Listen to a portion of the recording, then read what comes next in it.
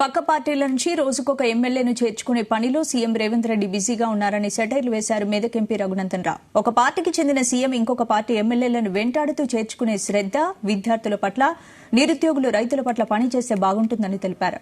CM Revanth Reddy పాలనను పూర్తిగా గాలికొదిలేశారని విమర్శించారు. సిద్దిపేట జిల్లా బీజేపీ కార్యాలయం వద్ద రఘునందన్ రావు మొక్కను నాటారు. త్వరలోనే జేపీ నడ్డా చేతుల మీదుగా ఈ భవనం ప్రారంభిస్తామని తెలిపారు. మీరు గుంపు మేస్త్రి అయితే మీ సెక్రటరీలతో రాహుల్ గాంధీ చేతిలోని రాజ్యాంగం బుక్కు చదివించండి అని విమర్శించారు.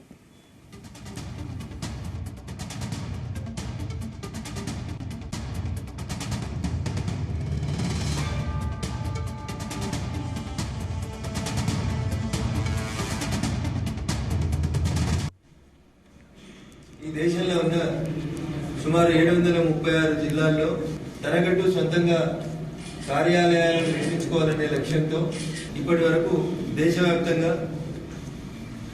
దాదాపు 550 పైచీలకు భారతీయ జనతా పార్టీ జిల్లా కార్యాలయాలను తమ సొంత స్థలాల్లో నిర్మించుకొని భవిష్యత్ యువతరానికి మార్గదర్శకంగా ఈ భవనాలు ఉండే రీతి లోపల పట్టణాలకు కొంత దూరమైనప్పటికీ భవిష్యత్ అవసరాలను పెరుగుతున్న జనాభా దృష్టిలో ఉంచుకొని అన్ని జిల్లా లోపల పార్టీ కార్యాలయాలు నిర్మించే దిశగా అడుగులేస్తా ఉన్నాం.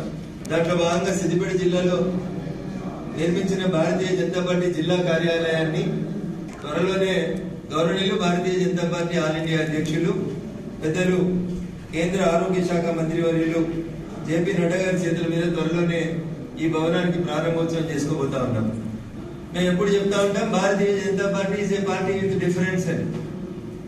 ఆ డిఫరెన్స్ ఏందనేది ప్రజల్లోకి తీసుకెళ్లాలనేటువంటి ఉద్దేశంతో ఒక లైబ్రరీని, ఒక మంచి బ్యాక్ ఆఫీసుని కూడా ఎన్నికలు వచ్చినప్పుడే ఆఫీసులు పెట్టుకోవడం కాకుండా ఎప్పటికీ ఎల్లవేళలా ప్రతి బూత్ అధ్యక్షునికి అందుబాటులో ఉండే రీతి లోపల ఈ కార్యాలయాల నమూనా, రూపకల్పన, నిర్మాణం కూడా పూర్తి చేసుకోవడం జరిగింది.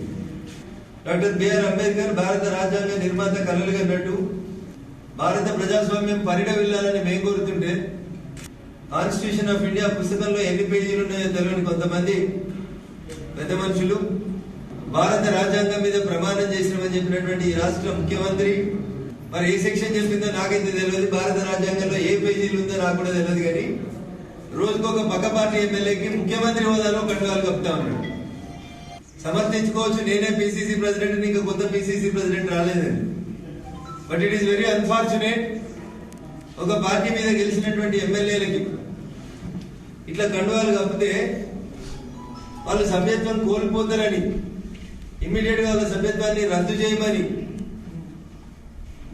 మొట్టమొదటిసారిగా పార్టీ ఫిరాయింపుల్ని ప్రోత్సహించిన సందర్భంగా కోర్టులు చెప్పినాయి. ఒక 2-3 సంవత్సరాల క్రితం కర్ణాటక హైకోర్టు కూడా చాలా స్పష్టంగా ఒక జడ్జిమెంట్ ఇచ్చింది.